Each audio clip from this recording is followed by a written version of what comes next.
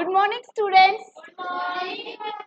In today's video, we will discuss the most important questions for half yearly exam. Chapters included are 3 to 8, that is 3, 4, 5, 6, 7 and 8. तो इस video में अपने जो video में जो questions यहाँ पे इंक्लूड होंगे, multiple choice question, very short answer type question, short answer type question and long answer type question with solutions. Okay, that is, firstly we will discuss multiple choice question, and the question first is, which vitamins is known to help with vision, especially in low light? Okay, vitamin C, vitamin D, vitamin A, vitamin B. Vitamin A. Vitamin A is the right answer. Okay, a magnet loses it's magnetic properties वेहन। ये वाला जो question है वो magnetic material वाले chapter से है। तो ये क्या कह रहा है, एक मैग्नेट अपनी प्रॉपर्टीज, मैग्नेटिक प्रॉपर्टीज को कब लूज कर देगी? It is kept at a cold temperature, it is heated और drop, it is kept in water, it is placed in a metal box. The right answer is Janvi, it is heated or dropped. Then option B is our correct option. The question third is, which tool would you use to measure the length of a curved surface? अगर अपने पास curved surface है, then उसकी length कैसे measure करेंगे? एक scale से, एक जो ruler है अपना, by the help of ruler we can measure the length of curved surface. इसका जो तरीका है वो अपने चैप्टर में डिस्कस कर लिया था। The question fourth is, which of the following object is opaque? Okay, इनमें से कौन सा ऑब्जेक्ट ओपेक है? Firstly, what is opaque? Opaque objects किसको बोलेंगे अपन? जिसके अंदर से अपने को कुछ दिखाई ना दे, ठीक है? Then what is the correct option? Wooden block. Okay, and the question 5 is, which thermometer is used without touching the body? ऐसा कौन सा थर्मोमीटर है? यहाँ पे 4 ऑप्शन दिए गए हैं जो कि without touching the body temperature को मेजर कर लेते हैं। Then first is laboratory thermometer, digital thermometer, non contact thermometer and mercury thermometer. The right answer is non contact thermometer. Okay, right answer क्या है? Non contact thermometer. समझ आ रहा है सभी को? किसी को कुछ डाउट हो तो आप लोग पूछ सकते हो।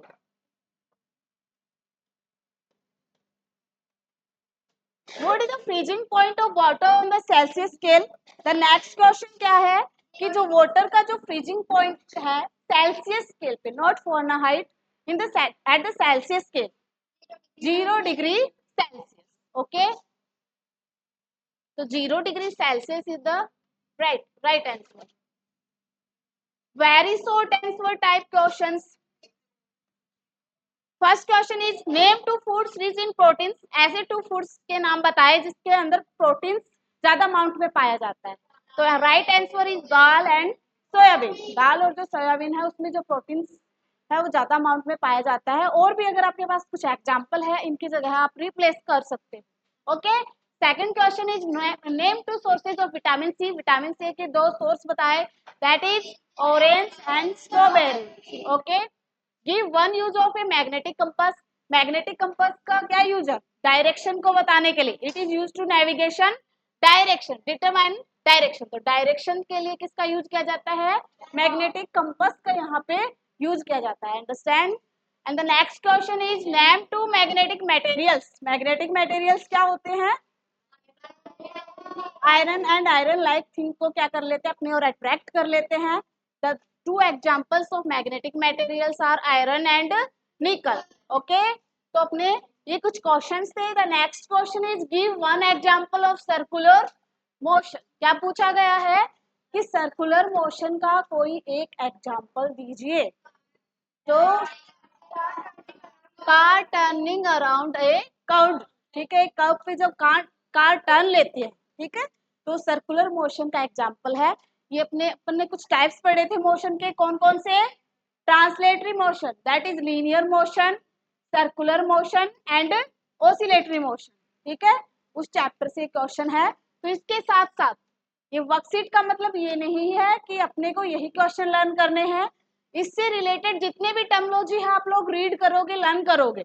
जैसे मैंने आप यहाँ पे सर्कुलर मोशन के बारे में डिस्कस किया है, तो इसके साथ आपको लीनियर मोशन के बारे में भी पता होना चाहिए एंड ओसिलेटरी मोशन के बारे में भी आप रीड करोगे, उसके बारे में पूरा डेफिनेशन पढ़ोगे, उसके एग्जांपल्स भी पढ़ोगे और उसकी प्रॉपर्टीज भी पढ़ोगे। ओके, क्लियर है सभी को?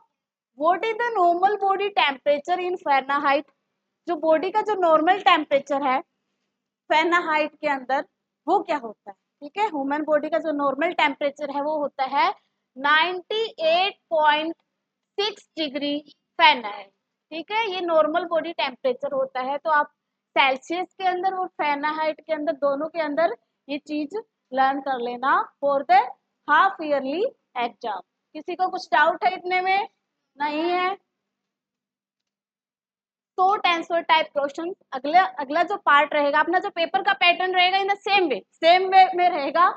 फर्स्टली आपका जो पेपर कंटेन करेगा multiple choice question, after then आपको मिलेंगे पेपर में very short answer type question, उसके बाद मिलेंगे शॉर्ट आंसर टाइप क्वेश्चन और फिर आपको मिलेंगे लॉन्ग आंसर टाइप क्वेश्चन और picture based question.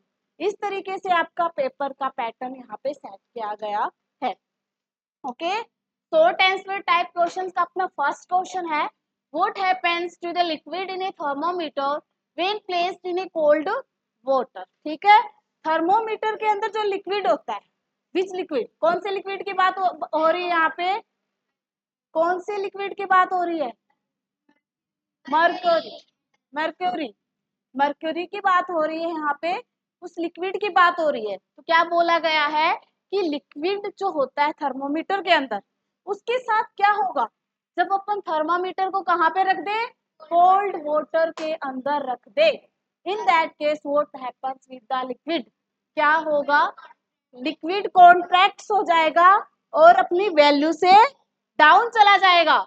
Okay, liquid के साथ हो क्या होगा? लिक्विड कॉन्ट्रैक्ट्स हो जाएगा और अपनी वैल्यू से डाउन चला जाएगा। Then the answer is the liquid contracts and moves down the measuring scale as it cools indicating a lower temperature.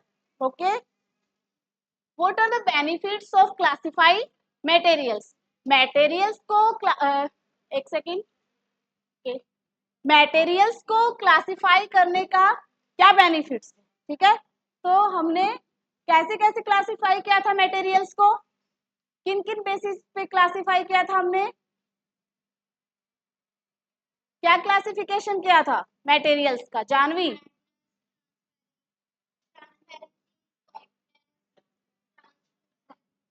क्या अपने डिफाइन किया था? हार्डनेस के बेस पे, सॉफ्टनेस के बेस पे, वो ट्रांसल्यूसेंट है, ट्रांसपेरेंट है, ओपेक है। ठीक है, तो इस टाइप से हमने क्या किया था, मटेरियल्स से डाउन मटेरियल्स को क्लासिफाई किया था। तो अपने को उनको क्लासिफाई करने का वहां पे बेनिफिट क्या है? अपन क्यों क्लासिफाई करते हैं?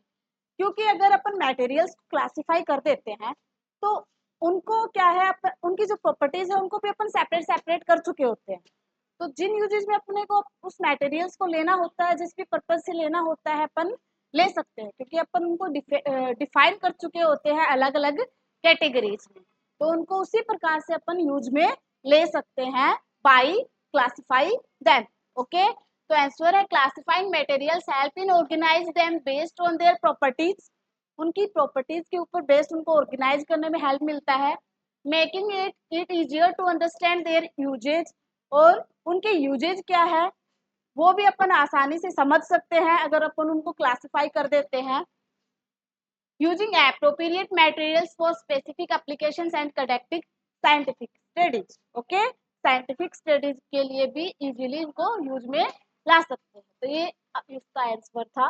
व्हाई डू सम मटेरियल्स, यहाँ पे सॉरी बाय मिस्टेक यहाँ पे आएगा sink, sorry, why do some materials sink in water while other float? कुछ मटेरियल्स जो होते हैं वो वाटर के अंदर सिंक हो जाते हैं। सिंक मीन्स डूबना, कुछ मटेरियल्स ऐसे होते हैं जो वाटर के अंदर डूब जाते हैं, सिंक हो जाते हैं, व्हाइल अदर फ्लोट। लेकिन कुछ मटेरियल्स ऐसे होते हैं जो कि पानी के सरफेस के ऊपर तैरने लग जाते हैं, ऐसा क्यों होता है? देन द आंसर इज, कुछ मटेरियल्स जो होते हैं वो पानी के ऊपर फ्लोट करते हैं। वाई? क्योंकि मटेरियल्स की जो डेंसिटी होती है वो वाटर से कम होती है। अगर मटेरियल की डेंसिटी वाटर से कम होगी, अगर मटेरियल की डेंसिटी वाटर से कम होगी तो मटेरियल वाटर के सरफेस पे क्या करेगा? फ्लोट करेगा। If the density of material is greater than water, अगर मटेरियल की डेंसिटी वाटर से ज्यादा होगी तो मटेरियल वाटर में क्या हो जाएगा? डूब जाएगा, सिंक हो जाएगा। तो some material sink in water because they have higher density than water while others float because they have a lower density। समझ आ गया सभी को अच्छे से? The next question is, what is a qubit and how was it used in ancient times? Qubit क्या होता है और एंशियंट टाइम में इसको कैसे यूज किया गया था? 1 qubit का मतलब क्या होता है यहाँ पे? Then the answer is, a qubit is ancient unit of length based on the distance from the elbow to the tip of the middle finger used for measuring length in construction and textiles। क्या बताया कि qubit length को major करने का एक तरीका था ancient time में। तो क्यूबिट को यहाँ पे कैसे डिफाइन किया गया है? 1 क्यूबिट किसको बोलते हैं? तो क्यूबिट को यहाँ पे ऐसे डिफाइन किया गया है, क्यूबिट एक प्रकार की लेंथ होती है।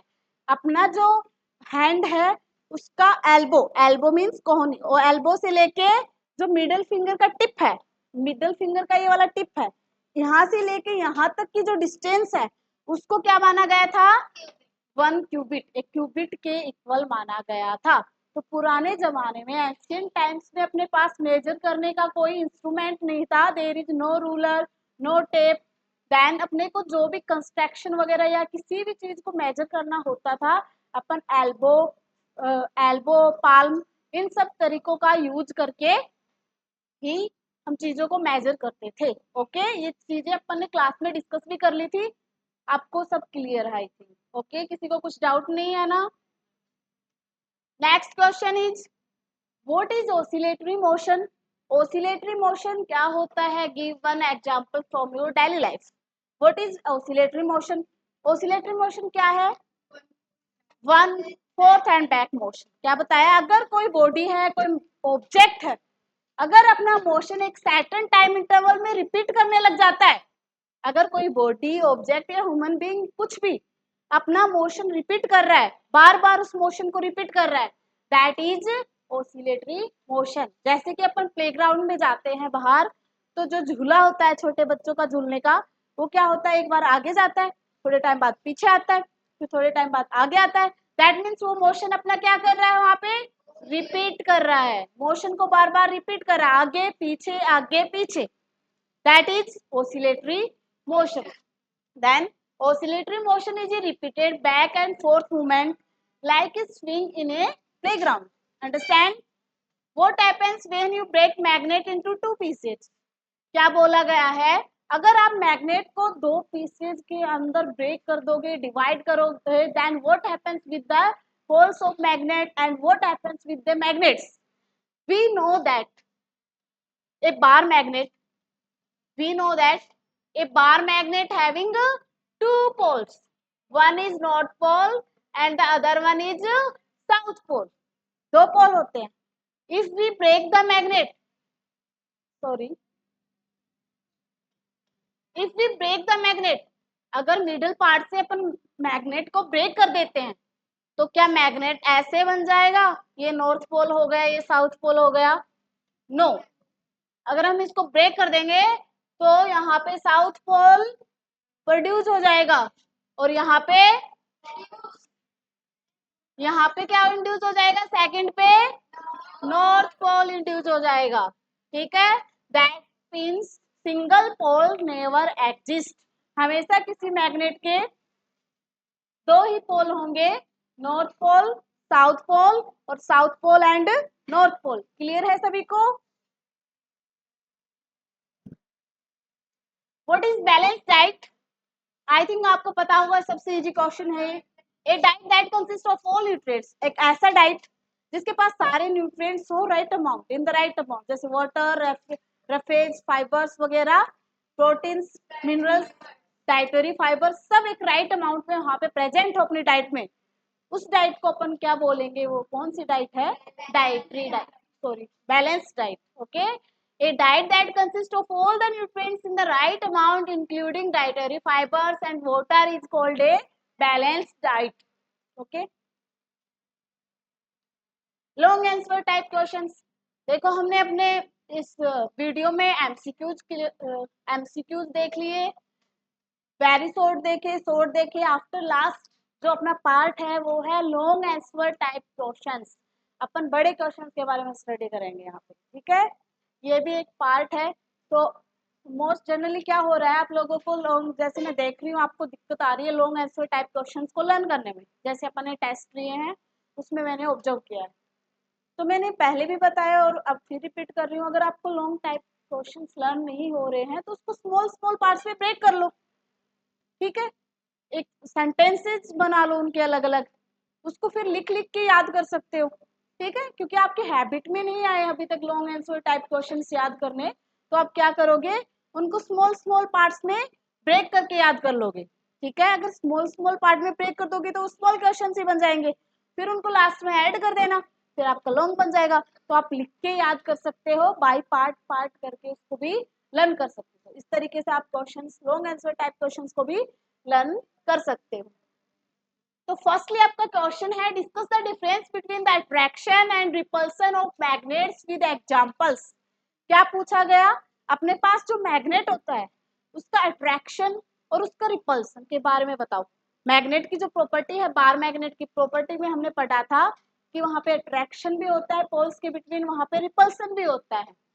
तो उस अट्रैक्शन एंड रिपल्सन के बिटवीन डिफरेंस बताओ कि वहां पे क्या क्या डिफरेंसेस है। मैग्नेट मैग्नेट से रिलेटेड है एग्जाम्पल के साथ। तो क्या होता है, we know that a bar magnet having two poles, अपने को पता है एक बार मैग्नेट के कितने पोल्स होते हैं, टू पोल्स। यहाँ पे मैंने लॉन्ग आंसर टाइप क्वेश्चन थोड़े बड़े दिए हैं ताकि पूरे चैप्टर का अपन रिवीजन कर ले, ठीक है, पूरे चैप्टर यहाँ पे रिवाइज हो जाएगा। Magnets have two poles, the north pole and the south pole. Magnet के पास कितने पोल्स होते हैं, दो पोल होते हैं, one is north pole and the other one is south pole, ठीक है। नॉर्थ पोल को एन से रिप्रेजेंट करते हैं, साउथ पोल को एस से रिप्रेजेंट करते हैं। Okay, the forces between magnets are due to the interaction between these poles. यहाँ पे जो फोर्सेज यहाँ पे अराइज होते हैं वो इन दोनों पोल्स के अट्रैक्शन और रिपल्सन से अराइज होते हैं। Okay, when two magnets are brought closer to each other they exert a magnetic force either attractive or repulsive depending on the nature of their force। क्या बताया गया है, अगर दो मैग्नेट है अपने पास, दो मैग्नेट के पोल्स को अगर हम एक दूसरे के पास लेकर के आएंगे, ऐसी एक दूसरी मैग्नेट है मेरी बार मैग्नेट, नॉर्थ पोल और south pole,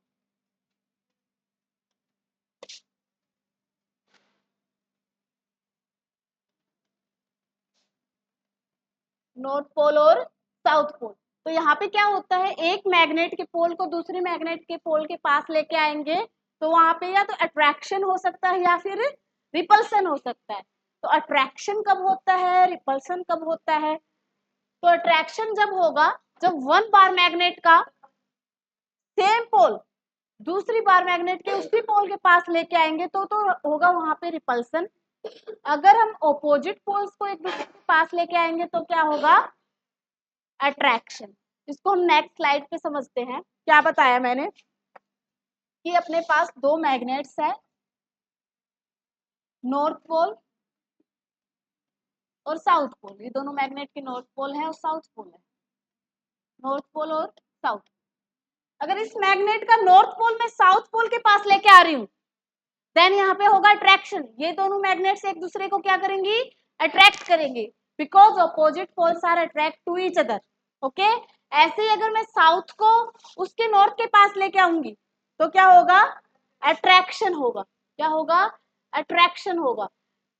Why? Because opposite poles are attract to each other. In the same way, अगर मैं सेम पोल्स को एक दूसरे के पास लेके आऊंगी, कि मैं लेके आ रही हूँ साउथ पोल को साउथ पोल के पास, अगर मैं साउथ पोल को साउथ पोल के पास लेके आऊंगी तो यहाँ पे क्या हो जाएगा, यहाँ पे हो जाएगा repulsion, because same poles are repels to each other. When we, अगर हम दोनों मैग्नेट के दोनों पोल्स जो कि सेम है, north north pole, south south pole, उन दोनों को एक दूसरे के पास लेके आएंगे तो वहां पे क्या होएगा, रिपल्सन होगा। समझ आ गई ये बात? ये बात समझना आपके लिए इंपॉर्टेंट है क्योंकि इससे थोड़े ज्यादा क्वेश्चन यहाँ पे आए भी गए हैं, तो ये इंपॉर्टेंट है, इसलिए इसके बारे में बार बार डिस्कस किया जा रहा है। समझ गए? नेक्स्ट, अट्रैक्शन के बारे में समझाया गया है। When unlike poles, when unlike poles of two magnets, जब मैग्नेट्स के अनलाइक पोल, जैसे कि north and south pole, unlike means जो कि सेम नहीं है, एक दूसरे के सेम नहीं है, जैसे कि north and south are brought near each other, एक दूसरे के पास लेकर के आए जाएंगे, दे अट्रैक्ट ईच अदर, तो वे एक दूसरे को क्या करेंगे, अट्रैक्ट करेंगे। This phenomena is called magnetic attraction. इस फिनोमिना को क्या बोला जाता है, मैग्नेटिक अट्रैक्शन बोला जाता है। ठीक है, जब अनलाइक पोल्स को मींस अपोजिट पोल्स को एक दूसरे के पास लेके आया जाएगा तो दोनों पोल्स एक दूसरे को अट्रैक्ट करेंगे और इसी फिनोमिना को क्या बोला जाता है, मैग्नेटिक अट्रैक्शन बोला जाता है। The magnetic lines of force flow from the north pole of one magnet to the south pole of another. Since the magnetic lines converge smoothly, a pulling force is produced between the magnets. तो यहाँ पे क्या बताया है, जो magnetic lines होती है वो कहाँ से, मैग्नेटिक लाइंस की क्या डायरेक्शन रहती है, मैग्नेटिक लाइंस की क्या डायरेक्शन रहती है जानवी,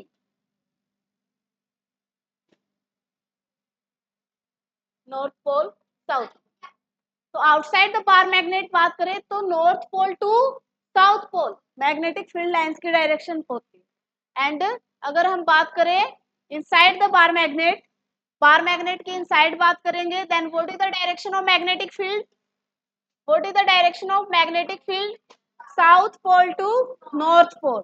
समझ गए? Outside the bar magnet north pole to south pole, inside the bar magnet south pole to north pole. Okay, इसीलिए अगर अपन अपोजिट पोल्स को एक दूसरे के पास लेके आएंगे तो लाइन कहां से कहां जाएगी, नॉर्थ से साउथ। तो सेकंड वाले की जो लाइन है, अगर अपन साउथ वाले को नॉर्थ के पास लेके आएंगे तो नॉर्थ वाले की लाइन कहाँ पे आएगी, साउथ वाले के पास आएगी, तो उसको क्या करेगी, अपनी तरफ पुल करेगी, खींचेगी। ठीक है, इसीलिए वहां पे फोर्स ऑफ अट्रैक्शन लगता है। समझ आ गया सभी को? ये एक्सप्लेनेशन था इसका। एग्जाम्पल भी अपन दे सकते हैं। If the north pole of one magnet is brought near the south pole of another magnet, they attract each other. अगर अपन नॉर्थ पोल को एक मैग्नेट के नॉर्थ पोल को साउथ पोल के पास लेके आएंगे तो वो एक दूसरे को अट्रैक्ट करेंगे। When you hang a bar magnet freely, the north pole of the magnet points toward the Earth's north and the south pole points toward the Earth's south due to attraction between opposite poles of the magnet and the Earth। क्या बताया गया है, अपना जो अर्थ है, ये भी important है, अर्थ है वो भी एक मैग्नेट की तरह बिहेव करता है। अर्थ भी किसकी तरह बिहेव करता है, मैग्नेट की तरह बिहेव करता है।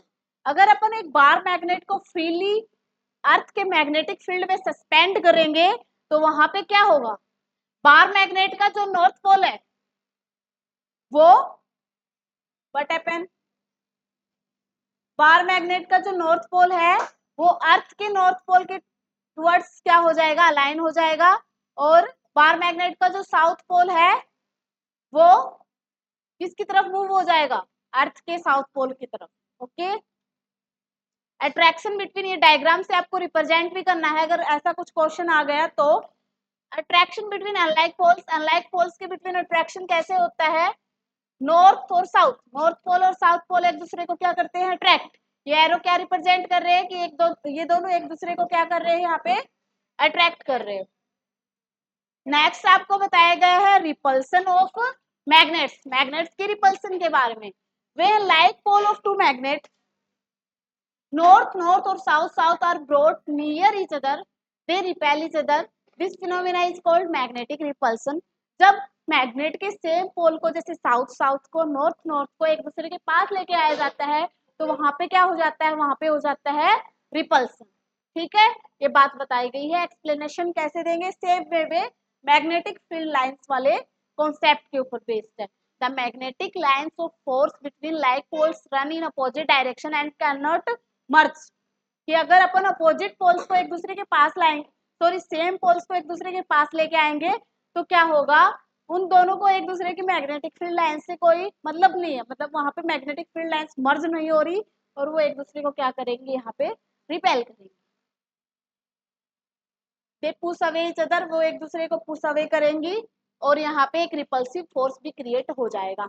Example, if you bring the north pole of one magnet close to the north pole of another, अगर आप एक मैग्नेट के नॉर्थ पोल को दूसरे मैग्नेट के नॉर्थ पोल के पास लेके आओगे, तो वो एक दूसरे को क्या करेगी, पुश करेंगे। ठीक है, similarly to south pole also repel each other, in the same way दो साउथ पोल भी एक दूसरे को क्या करते हैं, रिपेल करते हैं। डायग्राम फॉर अंडरस्टैंडिंग, अंडरस्टैंडिंग के लिए आपको डायग्राम भी दिया गया है। नॉर्थ नॉर्थ एक दूसरे को क्या करेंगे, रिपेल करेंगे, दिखाया गया है। फर्स्ट क्वेश्चन क्लियर है। तो मैग्नेट, बार मैग्नेट के बारे में सबको आज घर जाके सब कुछ रीड कर देना है। बार मैग्नेट क्या होता है, उसकी प्रॉपर्टीज क्या होती है, टाइप्स ऑफ मैग्नेट क्या होता है, मैग्नेट की डेफिनेशन, सब कुछ लर्न करना है। ओके, नेक्स्ट है difference between transparent, translucent and opaque materials. क्या बताया गया है, अपने पास ये जो मटेरियल्स के टाइप है, ट्रांसपेरेंट, ट्रांसल्यूसेंट एंड ओपेक, उनको उनको डिफ्रेंशिएट करना है, उनके बारे में बताना, उनको डिफरेंस करो एक दूसरे से। तो देखो यहाँ पे ये जो तीनों है, वो लाइट के ऊपर बेस्ड है, कि लाइट कैसे पास हो रही है किसी मटेरियल के थ्रू, उस फिनोमिना के ऊपर बेस्ड अपन क्लासिफाई करते हैं मटेरियल्स को as a transparent, translucent and opaque. समझ गए। Light is a form of energy, as we know that light क्या है, एक एनर्जी का फॉर्म है, that enables us to see the world around us, जिसकी वजह से अपन क्या कर पाते हैं, अपने चारों ओर के संसार को देख पाते हैं। मैं तुम्हें देख पा रही हूँ, तुम मुझे देख पा रहे हो, मैं तुम्हें पढ़ा पा रही हूँ, तो पढ़ पा रहे हो। This is all due to the light. Light की वजह से, लाइट क्या करता है, जैसे मुझे कोई ऑब्जेक्ट को देखना है, बोतल को देखना है, तुम्हें देखना है, तो क्या होगा, वहां पे लाइट आ रही है, तुमसे रिफ्लेक्ट होके मेरी आंखों में आ रही है, और मैं तुम्हें क्या कर पा रही हूँ, देख पा रही हूँ। तो सारी चीजें अपन लाइट की वजह से देख पाते हैं। इसीलिए तो अपन जब अपने एक डार्क रूम होता है, लाइट्स को अपन अगर ऑफ कर देते हैं, तो वहां पे अपन कुछ भी नहीं देख सकते। समझ आ गया।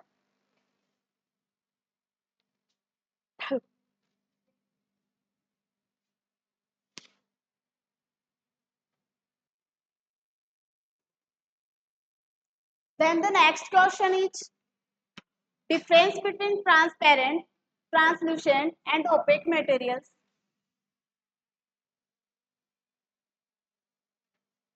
Transparent, translucent and opaque materials को अपन किसके बेसिस पे डिफाइन करते हैं, लाइट की प्रॉपर्टी के बेस पे डिफाइन करते हैं। कि लाइट किसी ऑब्जेक्ट के ऊपर अगर फॉल होता है, तो वो कंप्लीटली अब्जॉर्ब करता है, कंप्लीटली रिफ्लेक्ट करता है, ट्रांसमिट करता है, कैसे करता है, ये देखना अपने को। तो अपन ने देखा कि लाइट की वजह से अपन एवरीथिंग विजुलाइज कर पाते हैं, विजिबल होता है। when light falls on different materials it may pass through them completely, partially or not at all। क्या बताया कि जब लाइट किसी मटेरियल्स पे इंसिडेंट होती है, फॉल्स होती है, तो लाइट वहां से कंप्लीटली क्या हो सकती है, उनके अंदर से पास हो सकती है, या पार्शली पास हो सकती है, या फिर बिल्कुल भी पास ना हो, ऐसा भी हो सकता है। क्या बताया, कंप्लीटली पास हो सकती है किसी मटेरियल के थ्रू, या बिल्कुल भी वहां पे पास नहीं हो सकती है, या फिर क्या है, थोड़ी थोड़ी लाइट किसी मटेरियल के थ्रू पास हो सकती है, based on the amount of light that can pass through an object. तो ऑब्जेक्ट के अंदर किस टाइप से लाइट वहां पे पास हो रही है, materials are classified into 3 types. इस प्रॉपर्टी के ऊपर बेस्ड मटेरियल्स को 3 पार्ट्स में डिवाइड किया गया है, ट्रांसपेरेंट, ट्रांसल्यूसेंट एंड ओपेक। कौन कौन सा? Transparent, translucent and opaque. तो चलो हम जानते हैं कि what is transparent materials, translucent materials and opaque materials. Definition, what is transparent materials? अगर अगर किसी मटेरियल के अंदर लाइट कंप्लीटली पास हो जाती है, अगर किसी मटेरियल के थ्रू लाइट कंप्लीटली पास हो जाती है, देन हम कहेंगे वो जो मटेरियल है वो ट्रांसपेरेंट मटेरियल है। डेफिनेशन है, transparent materials are those substance through which light can pass completely. Transparent materials वो मटेरियल्स है जिनके अंदर से लाइट कंप्लीटली पास हो जाती है। Objects placed on the either side of transparent materials can see clearly. किसी ट्रांसपेरेंट मटेरियल्स के अदर साइड अगर हम कोई ऑब्जेक्ट को प्लेस कर देते हैं तो अपन क्लियरली उस ऑब्जेक्ट के थ्रू उस दूसरी ऑब्जेक्ट को विजिबल कर पाएंगे, देख पाएंगे। ठीक है। Explanation, these materials allow light rays to pass through them without scattering. Because of this property we can see through them clearly. क्योंकि यहाँ पे लाइट का स्केटरिंग नहीं होता, लाइट स्कैटर्ड नहीं होती और लाइट कंप्लीटली पास हो जाती है ऑब्जेक्ट के थ्रू से, इसीलिए वहाँ पे क्या होता है, अपन ऑब्जेक्ट को कंप्लीटली विजुलाइज कर पाते हैं, देख पाते हैं। एग्जाम्पल भी यहाँ पे दिए गए हैं, clean glass window, pure water, air, some type of plastic like cellophane. ये कुछ एग्जाम्पल है किसके? ट्रांसपेरेंट ऑब्जेक्ट के। उसके बाद आता है ट्रांसलूसेंट मटेरियल्स। कि ट्रांसलूसेंट मटेरियल्स क्या होता है, अगर किसी ऑब्जेक्ट के थ्रू, मटेरियल के थ्रू लाइट पार्शियली पास होती है, थोड़ी सी पास होती है, देन हम कहेंगे वो जो मटेरियल्स है वो ट्रांसलूसेंट मटेरियल्स है। तो अपन अगर ट्रांसलूसेंट मटेरियल्स के बारे में आ जाता है, देन हम कैसे लिखेंगे? ट्रांसल्यूसेंट मटेरियल्स आर दो substance which allow only part of the light to pass through them। कि लाइट का कुछ पार्ट ही मटेरियल्स के थ्रू पास हो जाए, ऐसे मटेरियल्स को हम बोलेंगे translucent materials. Sorry, objects in through a translucent materials appear blur और अनक्लियर। अगर हम किसी ट्रांसल्यूसेंट ऑब्जेक्ट से अगर हम कोई ऑब्जेक्ट को देखते हैं तो अपने को वो ऑब्जेक्ट ब्लर दिखाई देगी, उसको हम क्लियरली सीन नहीं कर पाएंगे, क्लियरली उस ऑब्जेक्ट को हम देख नहीं पाएंगे। Okay, and the next is these materials scatter और diffuse the light that passes through them. ऐसा क्यों होता है कि वो जो मटेरियल, जो ट्रांसल्यूसेंट मटेरियल्स होते हैं, वो लाइट को स्कैटर्ड कर देते हैं इस वजह से। एग्जांपल्स देंगे, फ्रॉस्टेड ग्लास है, बटर पेपर है, थिन क्लॉथ है, ऑयल पेपर है, यहाँ पे ट्रांसल्यूसेंट मटेरियल्स के कुछ एग्जांपल हैं। And the last one is opaque materials. Opaque materials ऐसे मटेरियल्स होते हैं, ऐसे सब्सटेंस होते हैं जो कि अपने अंदर से लाइट को बिल्कुल भी पास नहीं करवाते, वो अनुमति ही नहीं देते, अलाउ ही नहीं करते कि उनके अंदर से लाइट पास हो। ठीक है। Objects cannot be seen through opaque materials at all. क्या बताया? ओपेक मटेरियल्स के थ्रू अपन ऑब्जेक्ट्स को सीन ही नहीं कर पाएंगे, देख ही नहीं पाएंगे, उसके आर पार हम कुछ नहीं देख पाएंगे एक ओपेक मटेरियल के थ्रू, क्योंकि वहां से लाइट बिल्कुल भी पास नहीं होती है। When light falls on opaque materials, it is either absorbed or reflected। ऐसा क्यों होता है? क्योंकि वहां पे लाइट का ट्रांसमिशन नहीं हो पाता है, या तो लाइट रिफ्लेक्ट बैक हो जाती है या फिर वो ऑब्जेक्ट उस लाइट को अब्जॉर्ब कर लेता है, जिसकी वजह से ऐसा होता है। ठीक है, that's why we can not see through them. Example है wood, metal, stone, books and walls. Wood के आर पार हम नहीं देख सकते, मेटल्स के थ्रू भी हम नहीं देख सकते, स्टोन के थ्रू भी, बुक्स एंड वॉल के थ्रू भी अपन किसी ऑब्जेक्ट को नहीं देख पाएंगे। तो ये सब अपने लॉन्ग आंसर टाइप क्वेश्चन था। आज का वीडियो बस इतना ही रहेगा। तो अपने को क्या करना है, मटेरियल्स के सारे टाइप्स के बारे में स्टडी कर लेना है कि ट्रांसपेरेंट मटेरियल्स क्या होते हैं, ट्रांसलूसेंट मटेरियल्स क्या होते हैं, बाकी सब अपने को डिस्कस कर लेना है। तो यहाँ पे देखो मैंने MCQs, very short, short, long answer type सब अपने डिस्कस कर लिए हैं। तो अपना एक टाइप से पूरा रिवीजन हो चुका है। बाकी आपको इन क्वेश्चंस की प्रैक्टिस करनी है, एमसीक्यूज लर्न करने हैं, और जैसा मैंने बताया लॉन्ग आंसर टाइप क्वेश्चंस को अपने को लिख लिख के प्रैक्टिस करना है, ताकि अपने को अच्छे से वो लर्न हो जाए। ठीक है। तो अपना हाफ ईयरली के लिए जो क्वेश्चंस है ये थोड़े इंपॉर्टेंट भी है। जरूरी नहीं कि सेम क्वेश्चंस आपको देखने को मिले, लेकिन अगर आप इनको अच्छे से रीड कर लेते हो तो वो वाले क्वेश्चन भी आप एग्जाम में अच्छे से कर पाओ। Okay, thank you.